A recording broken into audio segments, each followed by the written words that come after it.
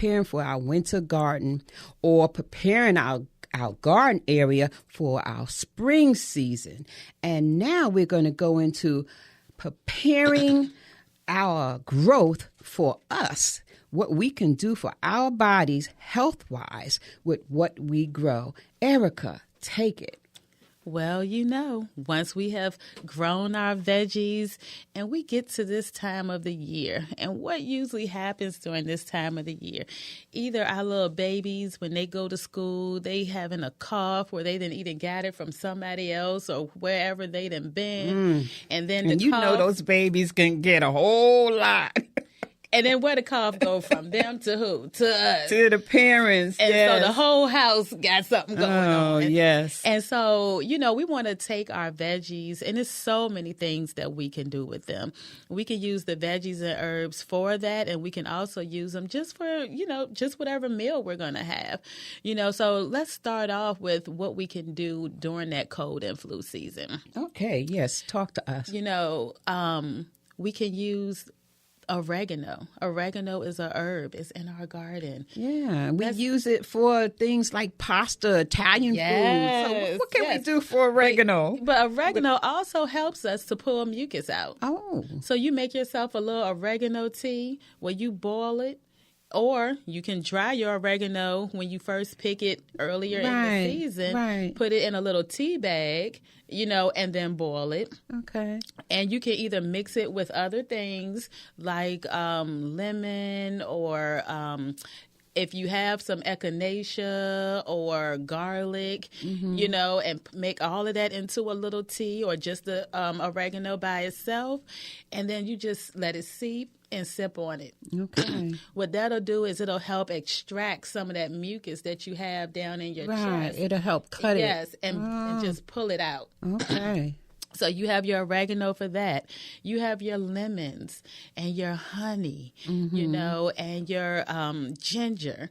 Oh, ginger is great. Oh, yes. Talk to us about ginger. The ginger helping you with your stomach. The lemon giving you that vitamin C to help get rid of that cold or that flu that you have going on. And then you have your elderberry. Some people grow elderberry or they go to get elderberry syrup. And let me ask you, elderberries, is there little black berries that I see growing growing outside? Yeah. That I had nothing to do with.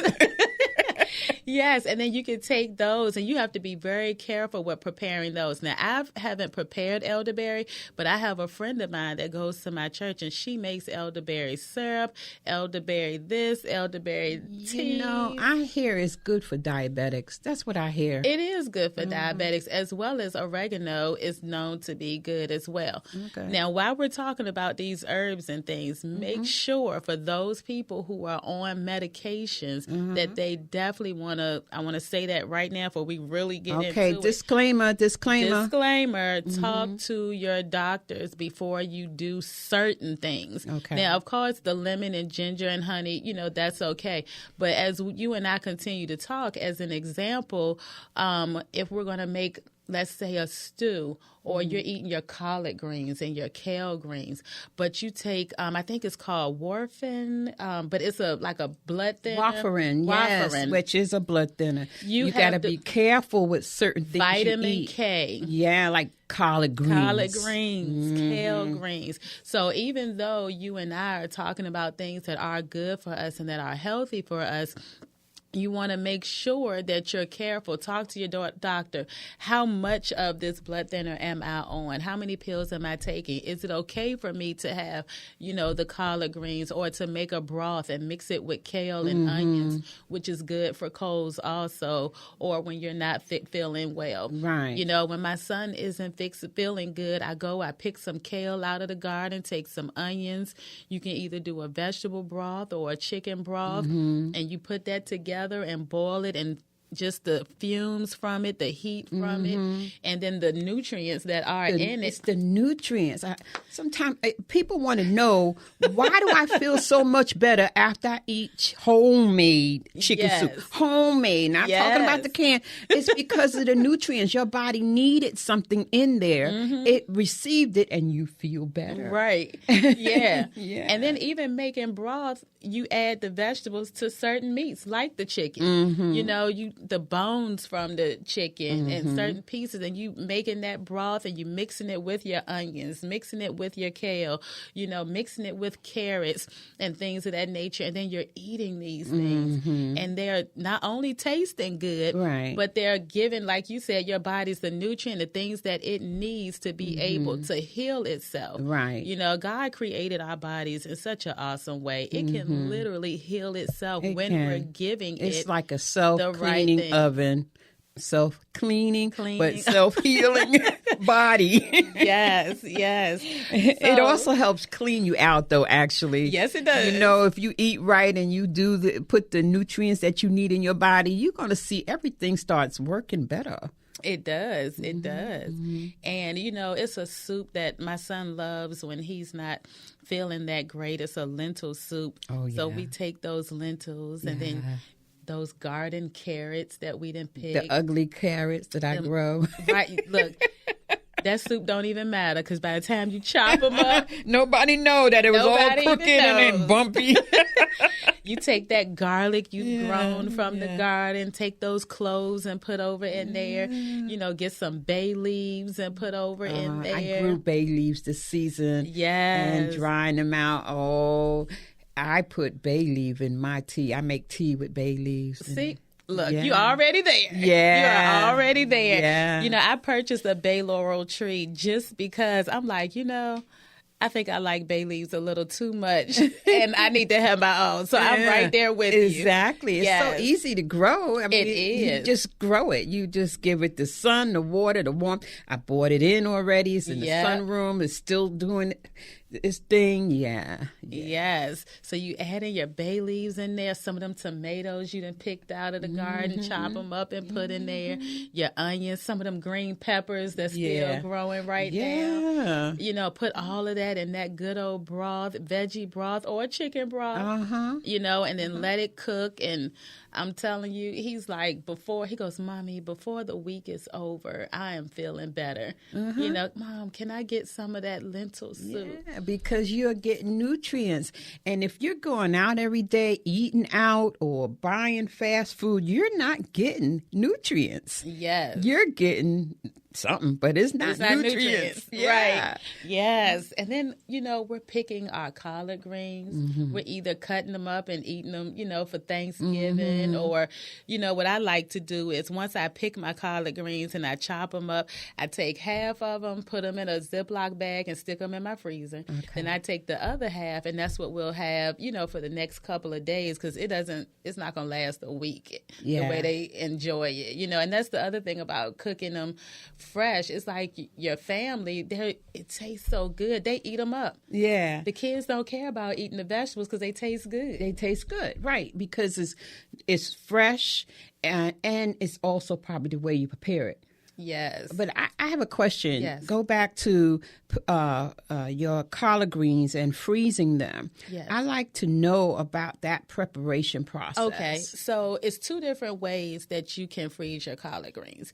Just like we talked about how the frost makes the collard greens taste better, you can take your collard greens, actually 3 different ways. You can take your collard greens, chop them up, wash them off, chop them up, put them in the freezer bag just like that, and put them in the freezer.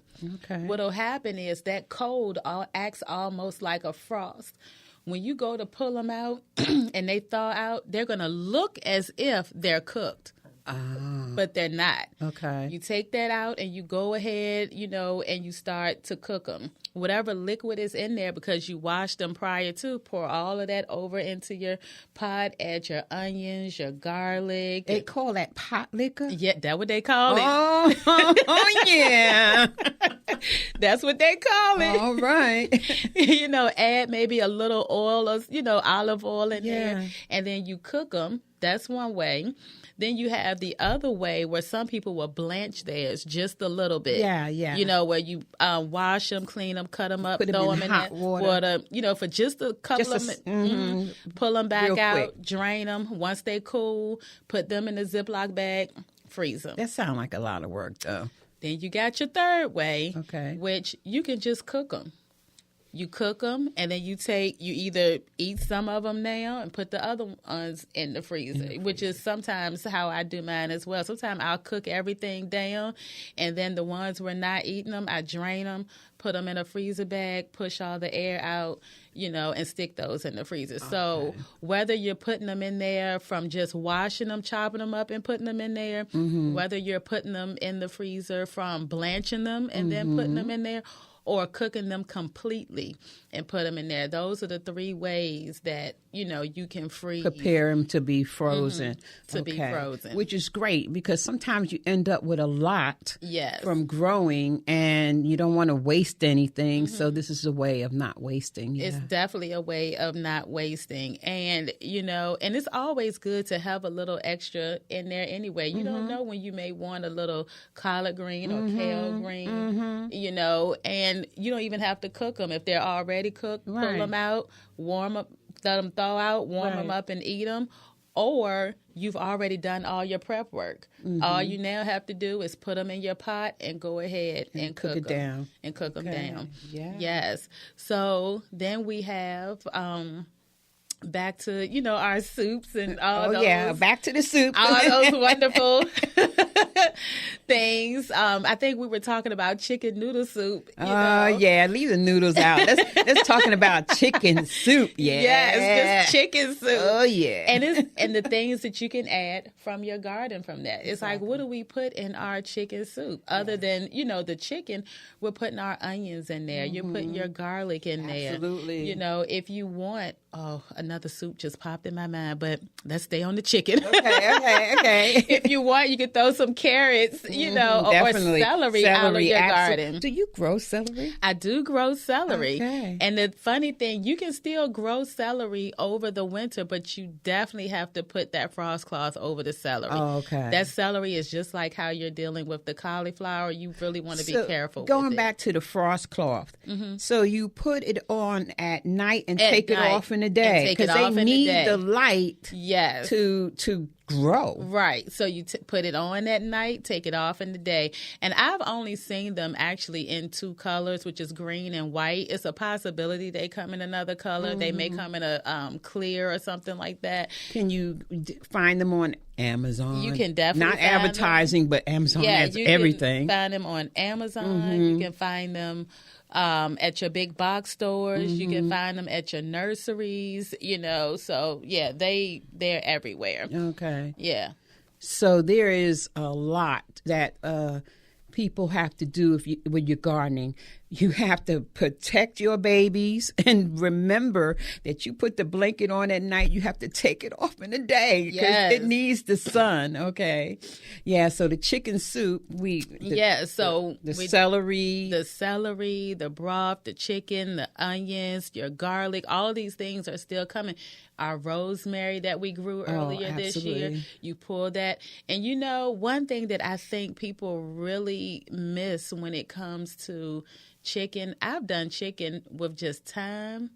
It is something about the thyme in chicken. Yeah, my mother used it all the time. Yeah. I am like, I love rosemary. Turkey too, yeah. But thyme and garlic, I am like in heaven. Yeah. But then you have so many other soups, that you can do and broths that just come from your veggies. You got broccoli soup or broccoli cheddar soup. All of these things are still good for our bodies. All of these things taste great. And we love to have them during the winter. Chilies, making a really good chili. Oh, yeah. It's like these are things that when the wintertime come, you want to just cozy up. It's a feel-good type of meal. You know what I mean? And then filling. And then the little side thing, cornbread. Yes. Oh, yeah. Okay, we talking now. This is fall. Yes, this is fall, and we are going into winter. Those are the things that you want. Those are the things that you're looking for. Yeah. So, Erica, again, we come to the end of another segment. This is great. But a reminder again, ladies and gentlemen, this is our time, November, political time to express yourself. Early voting